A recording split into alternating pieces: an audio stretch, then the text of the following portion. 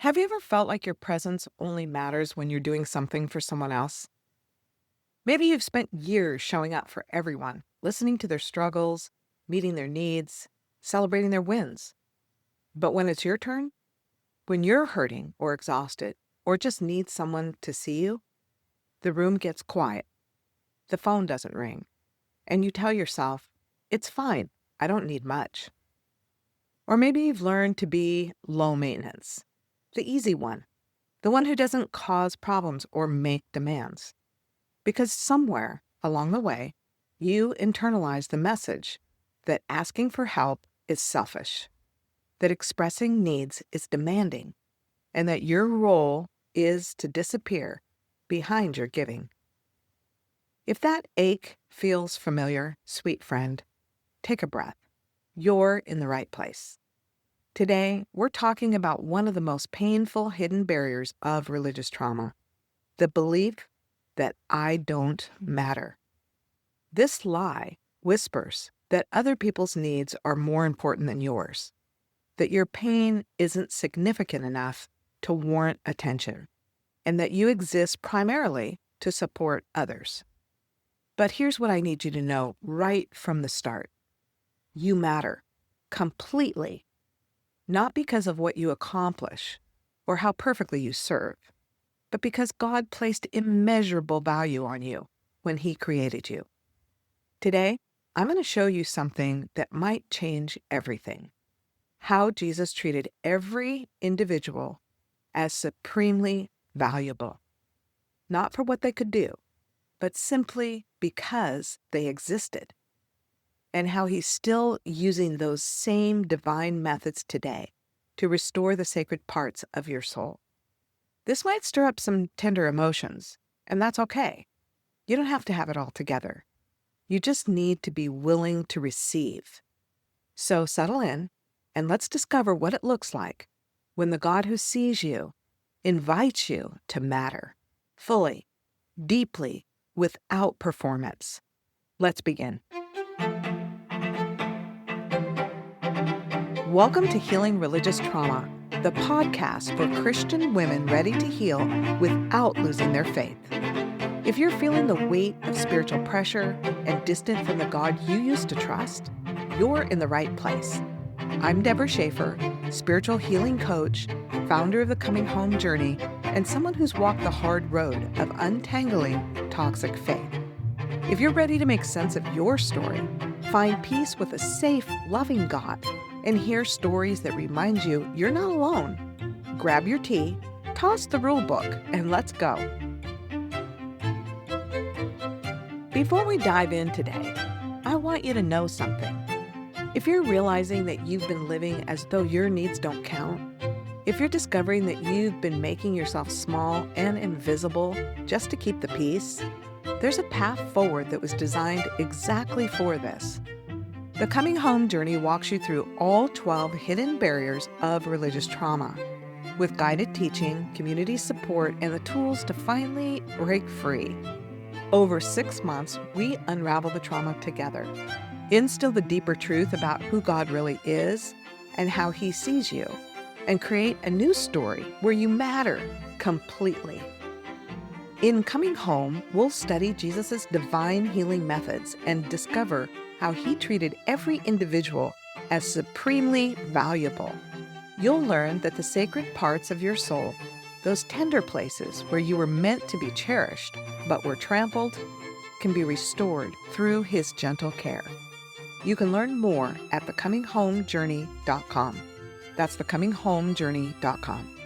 And if you're not ready for a 6-month commitment just yet, I have something else for you. Take our free religious trauma assessment at religionstraumaquiz.com. In just 10 minutes, you'll discover which hidden barriers are affecting your life.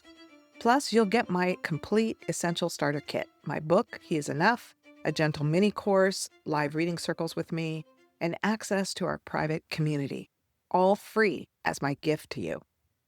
Sometimes just naming what we're carrying is the first step toward freedom. You know, for years, I gave myself fully to ministry and family. I showed up, I served, I poured myself out. And underneath it all, there was this quiet hum, this sense that my presence only really mattered when I was being useful. Then came the day when major decisions were made behind closed doors. Decisions that affected my family, my future, my faith. And I had no say, no voice. I was simply informed. The message I internalized in that moment was devastating. You don't matter. You never did. I remember thinking, if I had mattered to God, surely someone would have fought for me, seen me, cared. But here's what I discovered through 1,000 quiet mercies. It wasn't God who made me feel invisible. It was a system that never truly saw me to begin with. God wasn't trying to erase me. He was trying to show me that I matter, not because of what I give, but because I'm His. And the same is true for you. As we begin today's teaching, the first point I'd like to make is the needs you've been minimizing. So let's talk about what this I don't matter barrier actually looks like in your life. Because here's the thing. You might have been living this way for so long that you don't even recognize it anymore. This barrier shows up when you're always the one initiating. You're the one who texts first, who plans the gatherings, who remembers the birthdays. But when you need support, you wait and hope and tell yourself it's fine when nobody reaches out. It shows up when someone asks, "How are you?" And you automatically say, "I'm good," even though you're struggling, because you don't want to be a burden, you don't want to take up too much space, and you don't want to be that person. It shows up in those moments when you downplay your own pain because someone else always seems to have it worse. Well, at least I'm not dealing with what she's dealing with. My struggles aren't that bad. It shows up when you feel guilty about needing attention or care, when you apologize for having emotions, when you make yourself small so others can be big. And here's what's heartbreaking. Many of us learned this in religious environments. We were taught that self-sacrifice was the highest virtue, that dying to self meant erasing our needs entirely, that spiritual maturity looked like becoming invisible. Maybe you heard messages like, "It's not about you. Good Christians are servants. Your needs are selfish. Stop thinking about yourself and focus on others." So you learned that your presence was only valuable when you were useful, that love had to be earned through service, that asking for help was demanding or needy.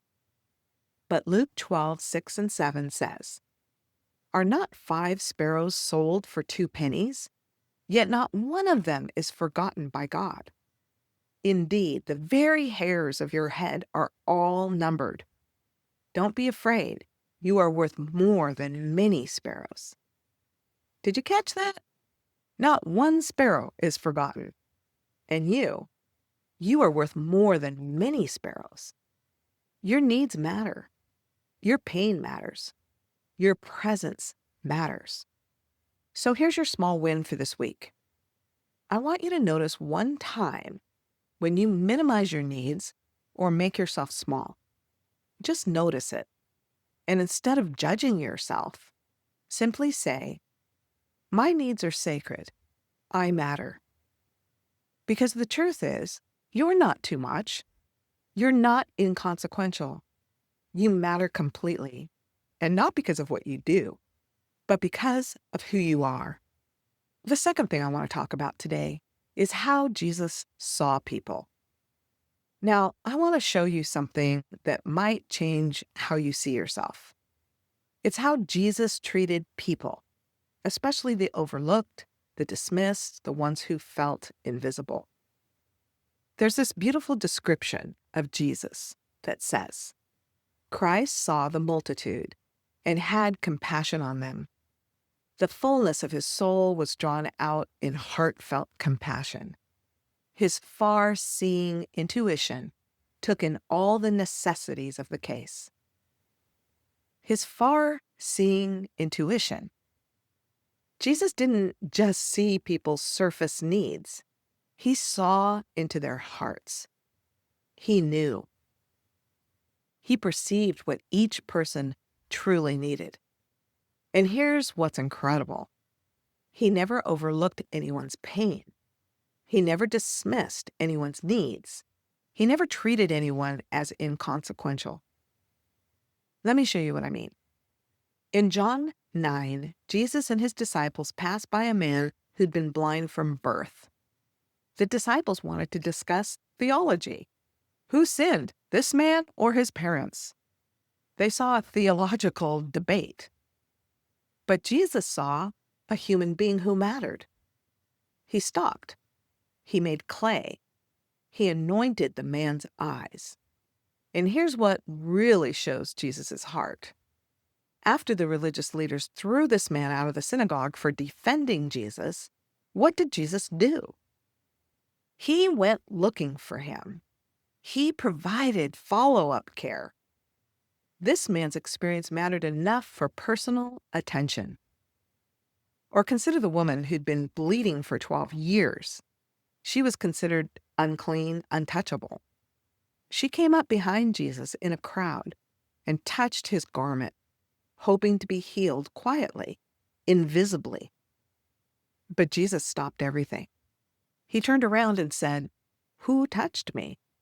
And when she came forward trembling, do you know what he called her? Daughter. He didn't just heal her and move on. He made her visible. He spoke dignity over her. He gave her not just physical healing, but relational restoration. Or think about Mary and Martha after Lazarus died. When Jesus saw Mary weeping, the Bible says he was deeply moved in spirit and troubled. And then it says, Jesus wept. He didn't lecture them about faith. He didn't spiritualize their grief. He wept with them. Their pain mattered enough to move his heart. Do you see the pattern? Jesus never met two people the same way.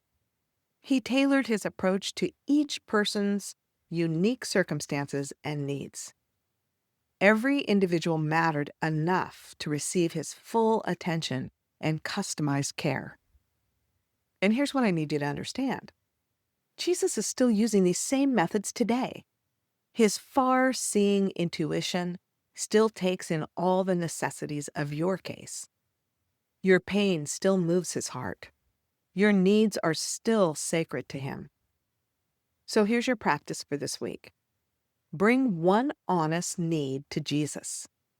Something you've been minimizing or hiding. Don't clean it up first. Don't make it sound more spiritual. Just bring it to him and watch how he responds with tenderness, not dismissal. Because you matter to him completely. Okay, and here's the third point for today. The sacred parts being restored. Now, I want to talk about something a little bit tender, the sacred parts of your soul. These are the parts in you that were meant to be protected and cherished, the parts designed to flourish in safety, to be seen with tenderness, to be valued without performance. But in many religious environments, these sacred parts were trampled. Your questions were labeled as rebellion. Your emotional needs were called selfish. Your desire for attention was dismissed as vanity. Your pain was spiritualized instead of comforted. And you learned that dying to self meant disappearing entirely, that being Christ-like meant having no needs, that spiritual maturity meant being invisible. So you protected those parts the only way you knew how, by making yourself small and undemanding. But here's the beautiful truth. God never intended for these sacred parts to be trampled. He designed them to be cherished. Just as a baby doesn't have to earn her parents' care and devotion, You don't have to earn God's attention and love. You matter simply because you exist, because He created you and calls you His own. Isaiah 49:15 and 16 says, "Can a mother forget the baby at her breast and have no compassion on the child she has borne? Though she may forget, I will not forget you. See, I have engraved you on the palms of my hands." You're engraved on the palms of His hands, not written in pencil where you could be erased. Engraved, permanent, unforgettable. And Psalm 27:10 says, "Though my father and mother forsake me, the Lord will receive me." Even when others overlook you, dismiss you, make you feel invisible, God receives you. He takes you up. He holds what others refuse to hold. This is how the sacred parts of your soul begin to heal. Not through more trying, more performing, more proving your worth, but through receiving, through letting yourself be seen, through believing that you matter. Here's your invitation this week. Do one act of self-care that reflects your inherent worth. Not because you earned it, not because you've been good enough, but because you matter. Maybe it's asking someone for help and actually letting them help you. Maybe it's saying, "I'm not okay," instead of "I'm fine." Maybe it's giving yourself permission to rest without guilt. Start practicing what it feels like to matter, to be cherished, to have your needs honored as sacred. Because you do matter. You always have. And the God who engraved you on the palms of His hands is inviting you to live like you believe it. Let's wrap this up. You're not invisible. You're not inconsequential. You matter completely. Not because of what you do, but because of who you are. Jesus' far-seeing intuition takes in all the necessities of your case. Your pain moves His heart. Your needs are sacred to Him. And those sacred parts of your soul that were meant to be cherished, they're not too damaged for His healing touch. This week, practice believing you matter. Notice when you minimize your needs and choose to honor them instead. Bring one honest need to Jesus without apologizing for it. Do one act of self-care that reflects your worth. And watch what happens when you stop trying to earn your place and start receiving the love that's always been yours. Because you matter. You always have. And it's time you started living like you believe it. If today's episode stirred something in you, if you're realizing that you've been making yourself invisible because you thought you didn't matter, I want you to know there's a complete path forward. The Coming Home journey takes you deep into Jesus' healing methods. You'll discover how He treated every individual as supremely valuable, and you'll learn to restore the sacred parts of your soul that were meant to be cherished. 6 months to unravel the trauma, instill the truth, and create your new story where you matter completely. Learn more at thecominghomejourney.com. Not quite ready for that? Start with our free assessment at religiostraumaquiz.com. You'll discover your personalized healing path and receive my complete essential starter kit, my book, He is Enough, The Truth Over Tradition mini course, live reading circles, and access to our supportive community, all free as my gift to you. You're not too much. You're not inconsequential. You matter, and your healing starts with believing it. Hey friend, if this episode helped you see that you matter completely without performance, would you share it with someone who needs this truth too? And would you leave a quick review on Apple Podcasts? It helps more women discover that their needs aren't too much, and their presence is a gift. Next time, We'll continue the journey through more hidden barriers and healing milestones. But for now, let these truths settle deep. Until then, remember, you're not too sensitive, you're not broken, and you're not alone. You matter to the God who sees you, not because of what you accomplish, but because you are His. Your needs are sacred. Your presence is a gift. Keep asking questions, keep seeking truth, and keep believing that healing is possible. I'll see you next time.